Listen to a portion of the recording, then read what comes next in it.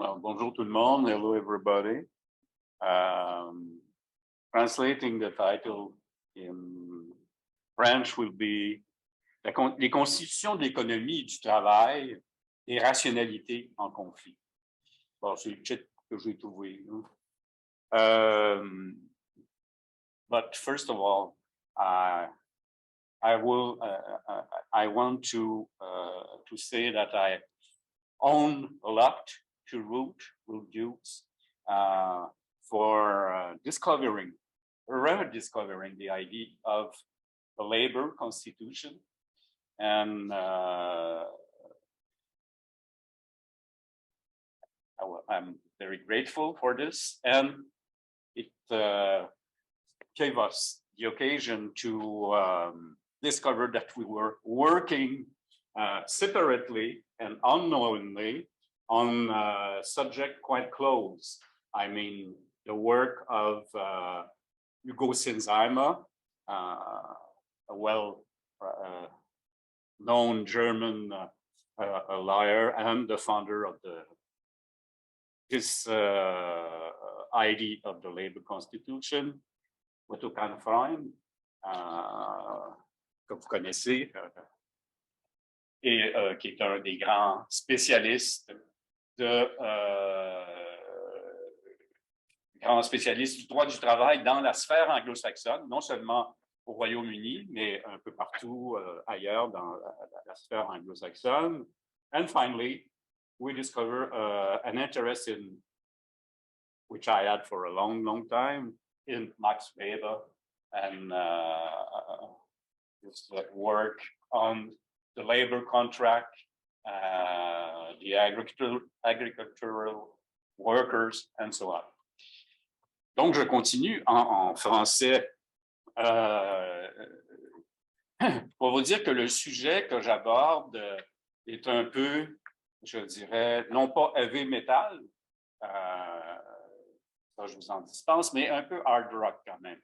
Donc, je m'en excuse, mais ça correspond à un volet théorique d'avancement de nos travaux communs, Harold Dukes et moi, qui portent sur la constitution du travail. Je vais suivre le texte parce que ceux qui me connaissent savent que j'ai tendance à outrepasser mon temps. Donc, et je vois que René Claude déjà me surveille de près. Donc, je vais essayer d'être le plus collé au texte, question de temps. Dans un article publié en 2009, nos collègues Jacques Bélanger, dont plusieurs d'entre vous se rappelleront, et dont je salue la mémoire, qui est décédé malheureusement il y a quelques années, et Gilles Trudeau, ici présent, soulignait le grand intérêt du paradigme des Variety of Capitalism pour l'étude des relations industrielles. Ça, c'est un texte que je considère très important et dont j'ignorais la présence, l'existence jusqu'à récemment. C'est Jacques Bélanger, Gilles Trudeau, The Institutional Specificity of Quebec in the Context of Globalization. Et ça a été publié en 2009 dans Canadian Labour and Employment Law Journal. Tout en célébrant d'une certaine façon le paradigme des variétés du capitalisme, j'y reviens à l'instant, ils insistaient toutefois sur la disjonction pour l'étude des relations industrielles en particulier, quelque peu négligée par les tenants de ce paradigme à leur opinion, entre l'organisation économique et la sphère des relations de travail. À cet égard, le Québec, parce que leur texte portait essentiellement sur l'application, si on veut, du modèle des variétés ou des modèles de variété du capitalisme au Québec, il y aurait une forte hybridation entre ces deux modèles qui sont le capitalisme libéral d'un côté, le capitalisme coordonné de l'autre. Pour eux, s'il y a forte intégration de l'économie à l'échelle nord-américaine, c'est-à-dire États-Unis, Canada, dont le Québec, il y a quand même des fortes spécificités sociales, linguistiques, religieuses et culturelles, historiquement, au Québec, y compris une culture juridique qui est essentiellement d'essence civiliste, au sens du droit civil français notamment, et la common law, bien sûr, est présente à plusieurs égards, mais la façon de penser des juristes ici est quand même fortement modelée par l'approche civiliste. Et ça conduit dans la foulée de la Révolution tranquille, donc je ne vais pas faire l'histoire ici, mais qui commence en 1960 et qui n'a pas toujours été, soit dit en passant, aussi tranquille qu'on le dit. Ça a débouché sur entre autres, sur une valorisation du rôle de l'État. Valorisation qu'on retrouve très peu, en fait, chez tout le contraire, chez nos voisins du Sud. Et ceci a conduit à un système de relations industrielles qui relèverait, disent mes collègues, davantage du modèle coordonné que du modèle libéral. Donc, je suis parti de ce texte, ainsi que de mes lectures plus générales sur Variety of Capitalism. Pour les fins de cet exposé, 4 éléments, mais bref, autant que possible. 4 éléments. Donc, rappeler certains éléments clés du paradigme des Variety of Capitalism et en souligner ce qui m'apparaît un grand intérêt pour l'étude des rapports de travail. Formuler toutefois, il y a plusieurs critiques qu'on pourrait faire à l'endroit de ce paradigme, la notion de type idéal, par exemple, qu'ils invoquent, les auteurs, j'y reviens, mais question de pouvoir, domination, la dimension historique, mais je vais me limiter à relever un certain fonctionnalisme qui est caractéristique du paradigme, enfin, il y a plusieurs auteurs qui le soulignent, et qui néglige, à mon avis, les tensions internes aux deux modèles du capitalisme. Expliquer, en troisième lieu, comment les notions sociologiques de la constitution du travail et de la constitution de l'économie permettent, du point de vue des relations industrielles et du droit du travail, de pallier certaines insuffisances du paradigme pour les fins de ces deux disciplines. Pas de manière générale, là. Moi, je me situe au niveau, dans la perspective des relations industrielles et du droit du travail et singulièrement de la sociologie du droit du travail. Et donner sommairement une illustration empirique, mais Gilles sera bien placé pour me critiquer ou corriger quant au Québec, en utilisant certaines catégories de la rationalité de l'économie du droit. Donc, premier point, l'intérêt de la diversité des capitalistes pour les relations industrielles et le droit du travail. Donc, comme vous le savez, historiquement, on a vu réapparaître à plusieurs reprises l'idée de convergence entre les différents systèmes industriels pour en arriver à un modèle, anticiper un modèle unique qui s'appliquerait universellement. C'était le cas, ouvrage dont j'ai relu le dernier chapitre avant-hier, de ce texte bien connu de Kerr, Dunlop et autres, Industrialism and Industrial Man, qui date de 1960. Et en passant, c'est assez intéressant de comparer la conclusion de cet ouvrage avec ce qu'on retrouve chez Varieties of Capitalism. L'idée de la convergence, mais dans un sens totalement différent, ça a connu un retour en force à la faveur de la globalisation, donc fin des années 70, accentué encore plus par la chute du mur de Berlin, vu comme le triomphe universel du néolibéralisme en 1989. Alors, la globalisation et la théorie de la convergence, tout ça mis ensemble, arrive à l'idée que les différents systèmes de relations industrielles, mais de droit du travail vont de plus en plus sous la pression des transformations du capitalisme vers un modèle unique. On va aboutir aussi à un modèle unique et, en général, le modèle qui était vu et celui dont on vient de nous parler jusqu'à un certain point, c'est en particulier le modèle des États-Unis. C'est ça qui devrait orienter le développement. Variety of Capitalism, qui est issu des théories néo-institutionnalistes en sciences politiques, en sociologie de l'économie, etc. Et comme le souligne Colin Crouch, Variety of Capitalism est venu montrer que, en tout cas pour le moment, ce n'est pas le cas. Il n'y a pas cette convergence, il y a beaucoup d'éléments repérables empiriquement qui vont dans un sens contraire.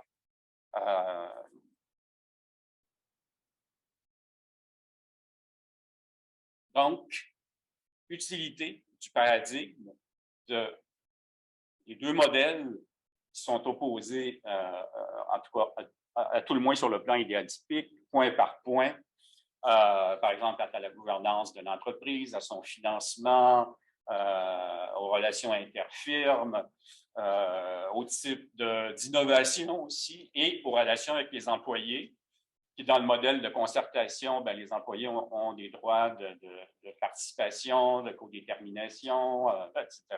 Alors que dans le modèle libéral, le type idéal du capitalisme libéral, ben, c'est plutôt le sympathique congédiement at will, et hire and fire, and that's it. Moi, je pense que du point de vue de la sociologie du droit du travail, je trouve qu'il y a une négligence ici qui découle d'un certain fonctionnalisme, c'est-à-dire fonctionnalisme qui met l'accent sur la notion de système d'entreprise qui est l'unité de base des deux modèles de capitalisme. C'est un système intégré et tous les éléments du modèle sont complémentaires, comportent mis ensemble des avantages comparatifs par rapport à l'autre modèle de capitalisme, le capitalisme coordonné, ce qui vient un peu à l'idée que, oups, si vous enlevez un élément, par exemple, vous enlevez dans le capitalisme libéral le hire and fire, ben, la complémentarité va être atténuée et c'est pas bon ça pour le modèle de capitalisme libéral. On enlève des points. Et là, il y a un avantage comparatif qui commence à prendre l'eau. Bon, alors pour moi, on néglige les tensions internes à chaque sphère d'activité. Et par sphère d'activité, là, c'est plus que les relations industrielles ou le droit ou l'économie, c'est aussi la culture, la science. Bon, toutes ces sphères d'activité, l'art aussi, se développent en fonction de rationalités spécifiques. Et il y a toujours des tensions. Il y a une rationalité majeure qui détermine l'orientation ou le fonctionnement de la sphère en question. Par exemple, l'économie est orientée dans le capitalisme industriel vers la recherche optimale, maximale du profit, mais il y a des tensions entre sphères, historiquement la sphère religieuse et la sphère économique. Je ne vais pas à m'étendre là-dessus.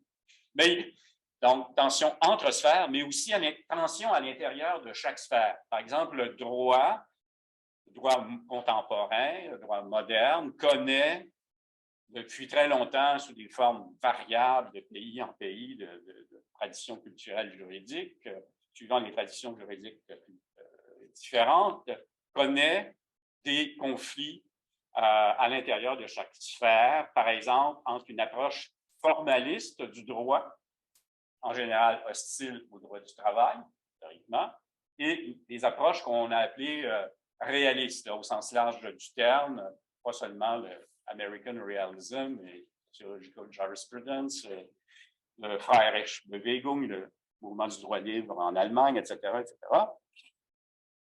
Ce qui m'amène, je ne sais pas combien de temps il me reste, 8 minutes, oh mon Dieu, c'est formidable, c'est formidable. Donc, ça m'amène au point des tensions majeures entre constitution de l'économie et du travail dans le monde contemporain.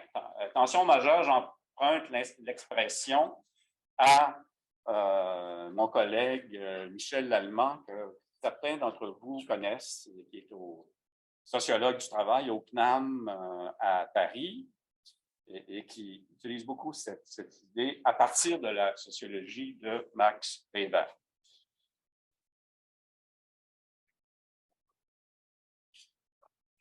Alors, pendant une longue période historique, la plus longue partie de l'histoire, on peut dire que sauf des explosions périodiques de la part des dominés, en général, il n'y a pas de contradiction explicite qui apparaissent entre l'économie et la sphère du travail. C'est tout simplement très intégré et ça fonctionne. Il y a beaucoup d'insatisfaction, bien sûr, mais et parfois de très fortes explosions sociales, mais historiquement, il n'y a pas. C'est difficile de différencier, c'est là où je veux en venir, de différencier la constitution économique et la constitution du travail. À mon avis, et je pense que Hugo Sinsheimer aurait été d'accord avec cette idée, à mon avis, c'est à partir du moment où il y a l'autodétermination sociale, l'autonomie collective des associations ouvrières qui imposent la négociation collective. Ce n'est pas venu de l'État, comme on sait. C'est venu d'abord du mouvement autonome des travailleurs et des travailleuses. Alors, à partir du moment où apparaît l'autonomie collective, qui se traduit par la négociation collective, par l'exercice du droit de grève, qu'il soit toléré ou non, même par l'État, mais ça a lieu pareil, et ça conduit à imposer aux employeurs des conventions collectives ou des accords d'entreprise.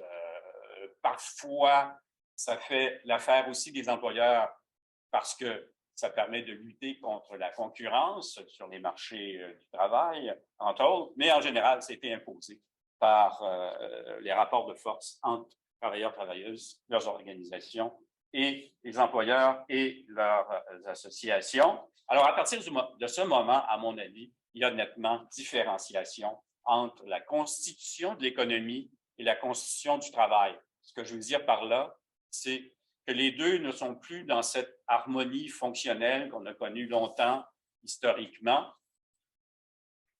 mais entrent en conflit.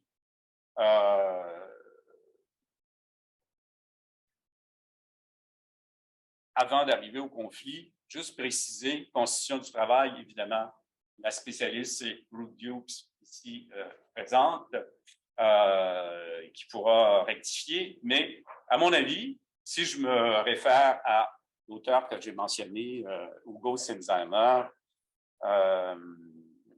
qui a été actif avant la République de Weimar en Allemagne et pendant la République de Weimar, c'est l'entre-deux-guerres.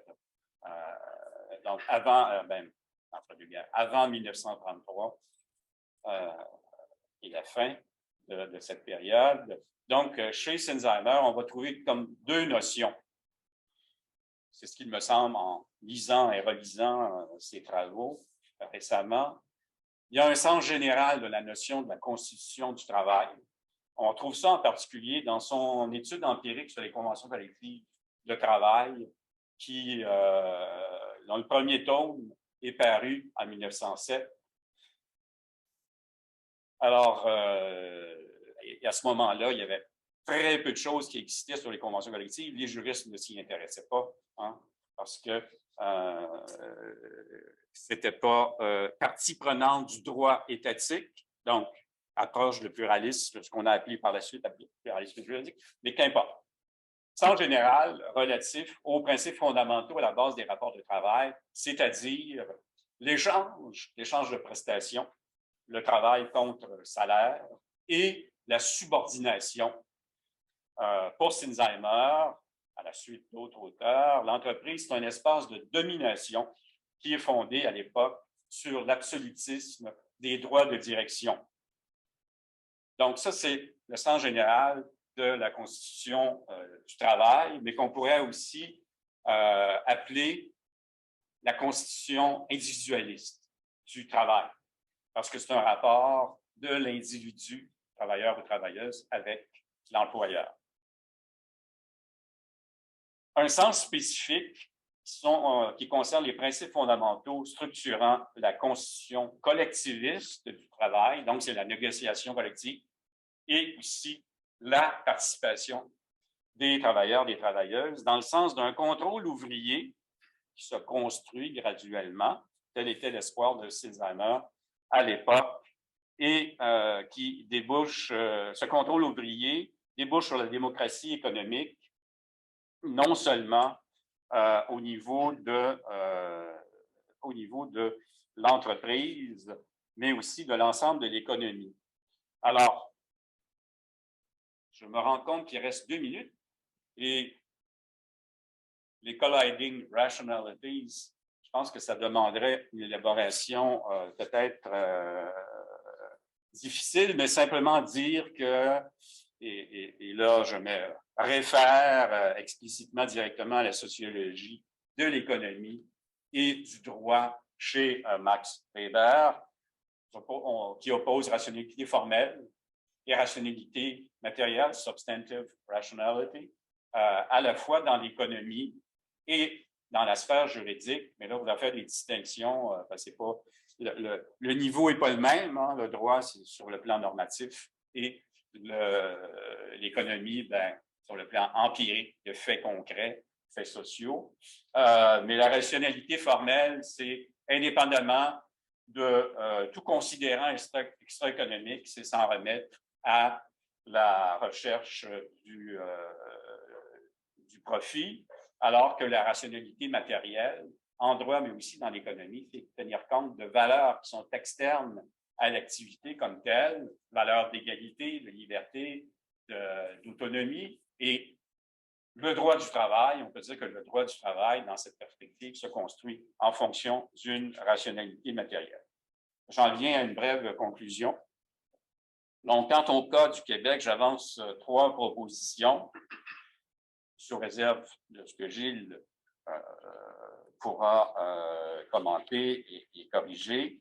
À mon avis, la constitution économique, c'est la même à l'échelle de l'Amérique du Nord. États-Unis, Canada, Québec, la structure des entreprises, la gouvernance des firmes, etc., c'est les mêmes règles de base. C'est sûr qu'il y a des variations, des différences au niveau du cadre législatif, etc., mais en gros, c'est la même chose. Donc, le modèle de capitalisme libéral au sens des variety of capitalism, ça colle très bien à la constitution économique, dont l'espace serait l'Amérique du Nord. Par contre, la constitution du travail demeure largement de nature collectiviste au Québec. Je pense qu'il y a un très fort contraste avec les États-Unis, où le Wagner Act a connu son propre développement, déclin, depuis la fin des années 60. Alors, il y a un contraste marqué entre le système des relations industrielles et le droit du travail au Québec et aux États-Unis. Par exemple, le taux de syndicalisation demeure quand même de 40% ici au Québec, alors qu'aux États-Unis, je pense qu'on est rendu à 8 ou 10% de façon générale. La négociation sectorielle centralisée demeure très importante au Québec. Dans le secteur public, 1,5 million de salariés, plus d'1 million de salariés sont concernés. Dans le secteur de l'industrie de la construction, ce qui n'existe nulle part aux États-Unis, mais dans le reste du Canada non plus, avec 175 000 salariés qui sont concernés. Le recours aux briseurs de grève qui est interdit, la protection de l'emploi. Bon, je pense que je suis rendu à 0 minute. Donc, je conclus. La protection de l'emploi des grévistes, hein, qui, en règle générale, était garantie. Simplement pour ajouter, je vais conclure là-dessus, élément d'espoir supplémentaire. C'est-à-dire il y a une constitution du travail au Québec qui est différente de la constitution économique. Il y a des tensions entre les deux.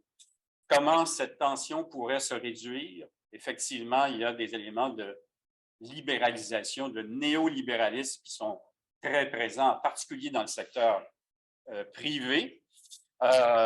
Mais un autre élément de rationalité matérielle qui est apparu au niveau juridique, mais qui a un impact en droit du travail, c'est le renversement spectaculaire, à mon avis, de la Cour suprême du Canada, 2007, reconnaissance de la négociation collective comme droit constitutionnel fondamental, 2015, reconnaissance du droit de grève comme droit constitutionnel fondamental. Au Québec, très important, contrairement au reste du Canada, au Québec, ça a un impact dans le secteur privé comme dans le secteur public. Et on voit plusieurs décisions rendues, par exemple, par le tribunal administratif du travail, l'équivalent des Labour Relations Board dans le reste du Canada, où on octroie, par exemple, des dommages punitifs pour violation de la liberté constitutionnelle d'association par un employeur privé.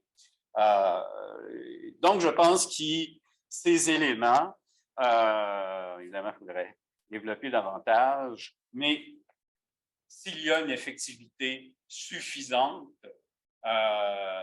et à terme, c'est difficile, actuellement, c'est difficile à mesurer.